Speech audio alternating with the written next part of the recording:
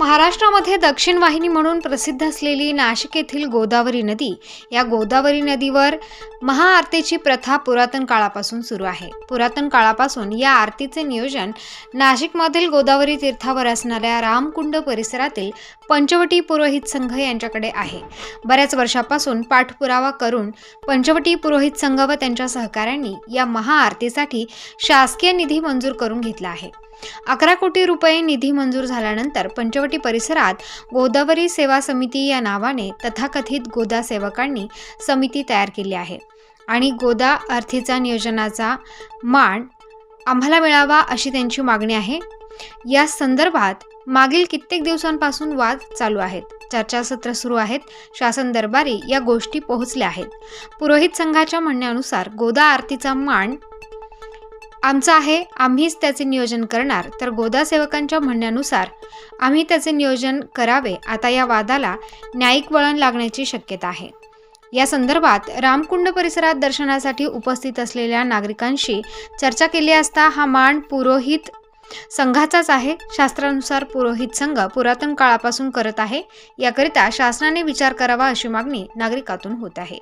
तर गोदामाई ही सर्वांची आहे, सर्वांना तिचा समान हक्क आहे। ज्यांना या आरतीमध्ये सहभागी व्हायचे त्यांनी पुरोहित संघासोबत यावे, गोदामाईची सेवा करावी, आम्हाला कोणाशी द्वेष नाही असे मत पुरोहित संघाचे अध्यक्ष श्री शुक्ल यांनी व्यक्त केले। गंगा गोदावरी माता की जय। मी कल्पना जगदीश पांडे, पुरोहित संघ आणि पंचवटी सिटीजन्स फोरम व सामाजिक कार्यकर्त्या गंगा घाटवर आज गंगा गोदावरी किंवा गंगा म्हटली तर आमचं इतकं अतूट नातं आहे। आम्ही इथले भूमिपुत्री आहोत। आज हा जो वाद निर्माण झालेला आहे आरतीचा, आज पुरोहित संघ म्हणजे फक्त नाशिकसाठीच नव्हे, महाराष्ट्रासाठीच नव्हे तर भारतासाठी जर तुम्हाला तुमच्या कुटुंबाचा पूर्ण वंशावळी पाहिजे असेल हजारो वर्षांची, त्याचा अभ्यास आज आमच्या नाशिकच्या पुरोहितांकडे आहे। आणि ही गंगा गोदावरी दक्षिण वाहिनी, इतर काही वाराणसी काशी इथे प्रेतांना पाण्यात लोटलं जातं, परंतु आमच्या गंगा गोदावरीवर अस्थि विसर्जन कुंड असं आहे की जिथे जेव्हा मृत्यूनंतर इथे अस्थि विसर्जनाला त्यांच्या अस्थि आणल्या जातात तर त्या 5 ते 7 मिनिटात विरघळल्या जातात, असं ह्या गोदावरीच्या नदीचं महात्म्य आहे। आणि ही दक्षिण वाहिनी नदी आहे। आणि हा जो प्रश्न निर्माण झालेला आहे, शासनाची कोणीतरी दिशाभूल करून काही स्थानिकांनी ती चुकीची दिशाभूल शासनाची केलेली आहे। पण शासन एवढंही दूधखोळं नाही आहे। शासनाने आज सगळी शहानिशा करून आज इथे गंगा गोदावरी पुरोहित संघ किती अनादी काळापासून आरती करत आहे, करत होता आणि करणार आहे।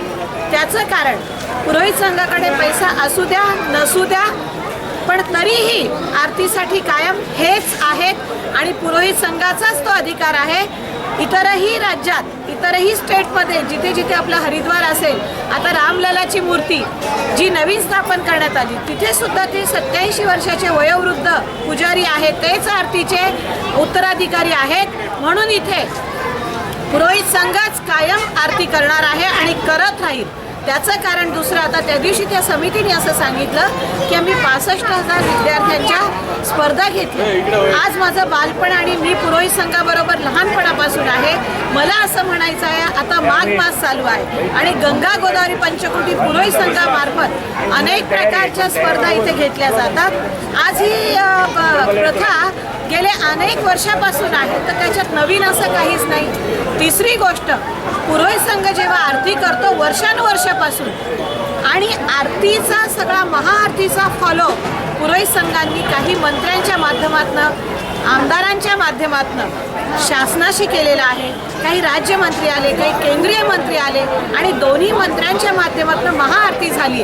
आरती तर चालूच आहे, फक्त महाआरती नेऊन नाव देऊन सगळं काही श्रेय याचं पुरोहित संघालाच आहे। पण केवळ काहीतरी 11 कोटी निधी येणार आहे, अजून आलेलाही नाही आहे, तर फक्त निधीसाठी एक समिती स्थापन करणं आणि आजपर्यंत पुरोहित संघाने कोणाकडूनही 1 रुपया न घेता आरतीचं कार्य हे चालू आहे. रोज इथे संध्याकाळी पाण्यात उभं राहून जे गुरु असतात आमचे दीक्षित गुरु ते आणि सर्व पुरोहित संघ हे आरती करत असतात. त्याच्यासाठी कुठलाही जनतेकडून आम्ही एक निधी 1 रुपयासुद्धा मागत नसतो. यांनी शासकीय मान्यता नसताना देखील जनतेची दिशाभूल करून जे पैसा गोळा करून मगच महाआरती होणार आहे आणि जो शासनाचा निधी येणार आहे म्हणून त्यांनी हा जो आहोपोह केलेला आहे तो चुकीचा आहे. जनतेने फसू नये आणि आम्हा सर्वांना पुरोहितांना आणि एक नागरिक सामाजिक कार्यकर्ता या नात्याने मला शासनावर विश्वास आहे की शासन हा चुकीचा निर्णय घेणार नाही.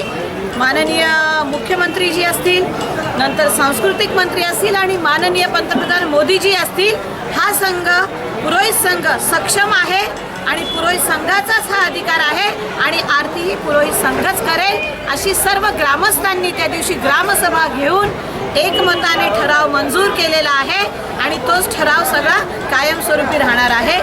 जय गंगा गोदावरी माता. नमस्कार.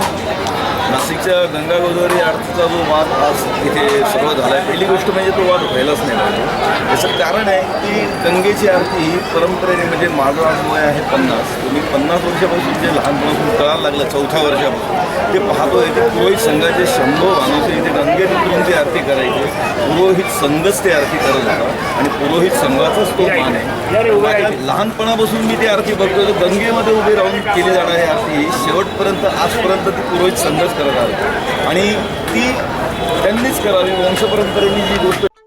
स्टार न्यूजकरिता संपादक श्रीमंत बागल, कॅमेरामन मिलिंद चिखलीकरसह नाशिक.